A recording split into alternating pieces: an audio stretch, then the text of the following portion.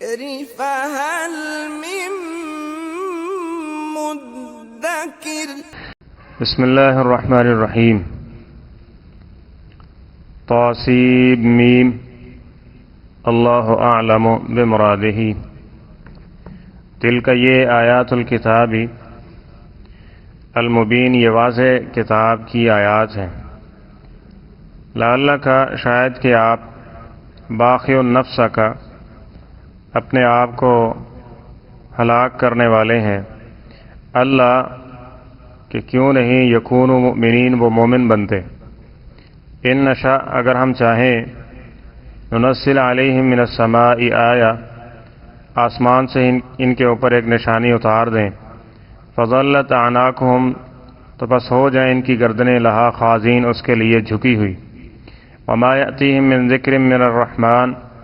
اور نہیں آتا ان کے پاس کوئی بھی تذکرہ رحمان کا محدث نیا الا کانوا عنہ معرضین مگر یہ اس سے اعراض کرنے والے ہوتے ہیں فقد کذبوا تو یقیناً انہوں نے جھٹلایا ہے فسیأتیہم تو پس بہت جلد آ جائے گا ان کے پاس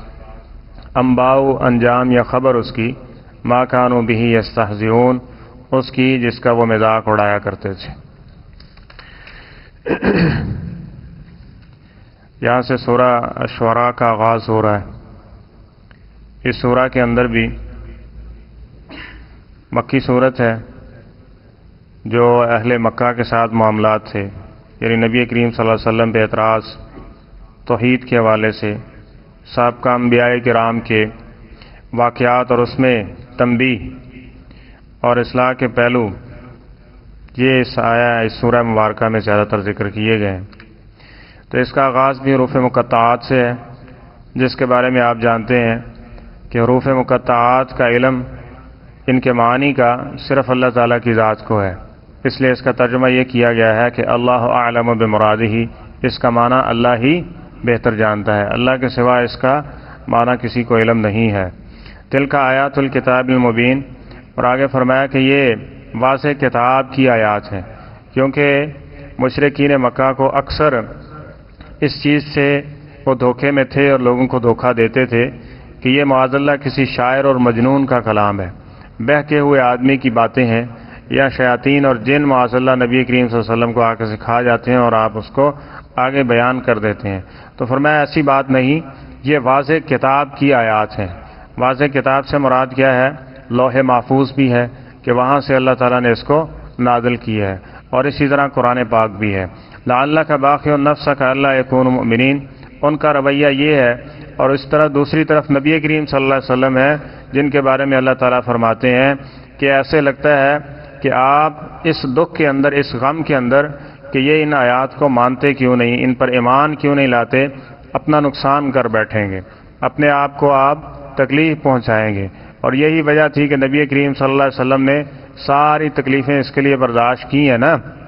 آپ علیہ الصلوۃ والسلام کی بیٹیوں تک کو شہید کیا گیا ہے آپ علیہ الصلوۃ والسلام کو پریشان کس حد تک کیا گیا مکے کے اندر یہ کوئی ڈھکی چھپی بات نہیں ہے لیکن ان ساری چیزوں کے باوجود بھی آپ علیہ الصلوۃ والسلام ان کے لیے ایمان و ہدایت کی دعائیں بھی کر رہے ہیں اور ساتھ اس امید پہ دعوت جاری رکھے ہوئے ہیں کہ اگر یہ نہیں ماننے والے تو ان کی نسل مجھے مانے گی طائف کے ساتھ بھی یہی اور مکے کے ساتھ بھی یہی تھا ٹھیک ہے اور پھر اللہ تعالیٰ نے اس کا صلہ دیا بھی اور آگے فرمایا کہ ان نشاء ننزل علیہم من السماء اے محمد صلی اللہ علیہ وسلم اگر ہم چاہیں نا تو ایک نشانی بھیج دیں ایک آیت ان کے اوپر بھیج دیں ایک حکم ہمارا آ جائے فظلت اعناقہم لہا خاضین بڑے بڑے چودھری جو اپنے سر اٹھائے کھڑے ہیں نا اس کے مقابلے میں ایک آیت کے مقابلے میں ان سب کی گردنیں کیا ہو جائیں جھک جائیں یہ عاجز ہو جائیں اور فرمایا وما یأتیہم من ذکر لیکن حالت ان کی یہ ہے کہ اللہ تعالیٰ کا مقابلہ تو نہیں کر سکتے شیطان ان کو کس طرح سے ورغلا رہا ہے کہ اس رحمان کے مقابلے میں کھڑا کر دیا ہے اور میں ان کے پاس کوئی بھی رحمان کی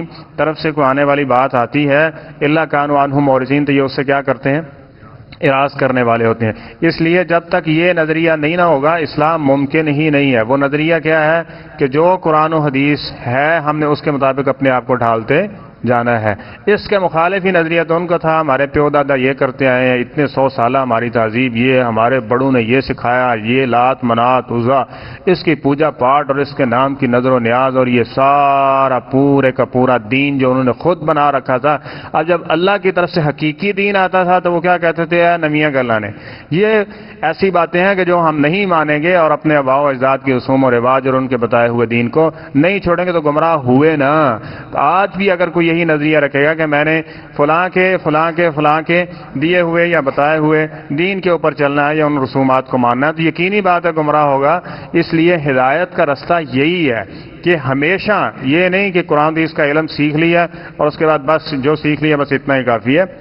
علم انسان آخری دم تک سیکھتا رہتا ہے۔ ہر وقت یہی نظریہ ہونا چاہیے کہ جو قرآن حدیث آئے گا اس کے مطابق ہم عمل کریں گے اور اس کے مطابق اپنے آپ کو ڈال دے جائیں گے، تو زندگی کے جس پہلو میں بھی اس کو کوئی چیز مل جائے گی نبی کریم صلی اللہ علیہ وسلم کی طرف سے، یعنی حدیث کی صورت میں یا قرآن پاک کی آیت کی صورت میں، تو وہ اپنے آپ کو اس کی طرف ڈالنے کی کوشش کرتا رہے گا۔ تو فرمایا کہ فقط کذبوا، انہوں نے کیا کیا ہے؟ اس کی تکذیب کی ہے، یعنی آیات الہی کی اور نبی کریم صلی اللہ علیہ وسلم کے فرامین کی۔ یہ جرم تھا ان مکے کے لوگوں کا، اور یہ آج بتانے کی ضرورت ہے کہ جو نبی کریم صلی اللہ علیہ وسلم کے بارے میں کہتے ہیں کہ ان کی مانو نہ مانو کوئی گل نہیں، خیر ہے، لیکن جو دنیاوی حقائق دنیا داروں نے ثابت کیے ان کی مخالفت کرو گے تو تم سانس بھی نہیں لے سکتے سکون کا، تم نہیں جی سکتے، سروائیو نہیں کر پاؤ گے اس دنیا کے اندر۔ لہذا تمہیں ان چیزوں کے ساتھ چلنا ہے۔ اور بھائی دنیا کی سب سے بڑی حقیقت کیا ہے؟ اللہ تعالیٰ کی کلام قرآن پاک ہے، اور سب سے سچے اللہ تعالیٰ کے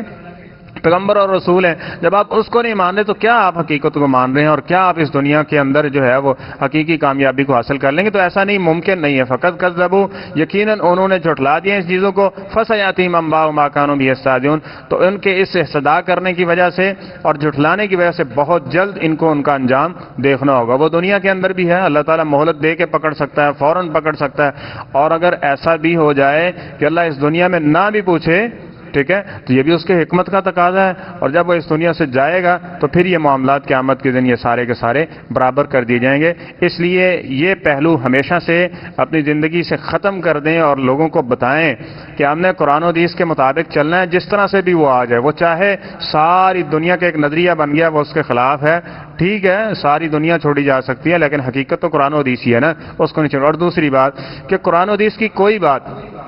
کوئی بھی بات آ جائے تو اس کا استہزاء نہیں ہونا چاہیے، مذاق نہیں ہونا چاہیے، کیونکہ یہ آپ اس گتے کا یا ان ورقوں کا مذاق نہیں اڑا رہے ہیں، یہ اللہ کی کلام ہے۔ اور اگر حدیث پاک صلی اللہ علیہ وسلم کے مقابلے میں آپ اپنی عقل یا اس چیز کو ٹھونس رہے ہیں تو یہ آپ صرف کسی بتانے والے مولوی عالم کی بات یا اس کا مقابلہ نہیں کر رہے۔ ذرا یہ سوچیں، یہ نبی کریم صلی اللہ علیہ وسلم کی بات کوٹ کر رہا ہے، آپ کو بتا رہا ہے، تو اس کے مقابلے میں آپ کھڑے ہو گئے۔ اس لیے وہ رویہ نہ آ جائے کہیں جو مشرکین مکہ میں تھا اور رکاوٹ بن گیا ان کی اسلام اور ہدایت یافتہ ہونے کے اندر، کہ وہ اس کا مذاق اڑا کے اس سے پیچھے ہٹ جاتے تھے، بلکہ یہی ہونا چاہیے۔ نبی کریم صلی اللہ علیہ وسلم کی بات سمعنا و اطعنا، ہم ہمیشہ سننے کے لیے بھی تیار ہیں اور اپنے آپ کو اطاعت کے اوپر بھی آمادہ کریں گے۔ اللہ تعالی ہمیں اس پہ استقامت عطا فرمائے۔ بسم اللہ۔ صدق اللہ العظیم۔